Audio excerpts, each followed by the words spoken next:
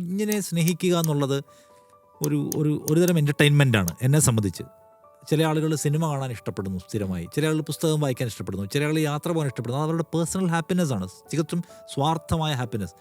എൻ്റേതും അങ്ങനെയാണ്. കുഞ്ഞിനെ സ്നേഹിക്കുക എന്ന് ഞാൻ അതിനകത്ത് ഒരു ഇൻവെസ്റ്റ്മെൻ്റായിട്ട് കാണുന്നതേ ഇല്ല. ഒന്നാമത്തെ കാര്യം, ഇൻവെസ്റ്റ്മെൻ്റായി കാണുമ്പോഴാണ് നമ്മൾ തിരിച്ചു കിട്ടുന്നതിനെ കുറിച്ചുള്ള പ്ലാൻ ഉണ്ടാവുമല്ലോ.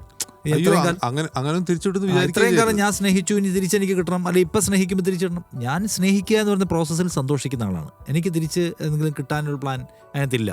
നിങ്ങൾ യാത്ര പോകുന്ന പോലെ, നിങ്ങൾ സിനിമ കാണുന്നത് പോലെ കിട്ടുന്ന ഒരു സാധനം ഉണ്ടല്ലോ, ലഹരി. അത് അങ്ങോട്ട് സ്നേഹിക്കുമ്പോൾ നമ്മൾ എൻ്റെ പേഴ്സണൽ ഹാപ്പിനെസ് ആണത്. അപ്പോൾ എനിക്കതിനകത്ത് ഇൻവെസ്റ്റ്മെൻറ്റ് പ്ലാൻ അല്ല, ഇൻവെസ്റ്റ്മെൻറ്റും എനിക്ക് ആ കാര്യത്തിലില്ല. കുട്ടി ഇങ്ങനെ തിരിച്ചു തരണമെന്നില്ല.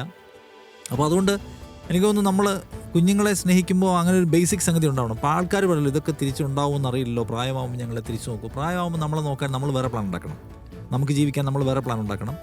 ഇന്ത്യൻ പേരൻസിൻ്റെ ഒരു പ്രശ്നമാണ്, നമ്മൾ ഈ കൊടുത്തതിനെല്ലാം നമുക്ക് തിരിച്ച് കിട്ടേണ്ടതുണ്ട്. ഇത്ര സഹിതം 10 മാസം ചുമന്ന് ഞാൻ 10 മാസം നമുക്കത് പ്രസവിക്കാൻ പറ്റില്ല. 9 മാസം ഞാൻ 10 മാസം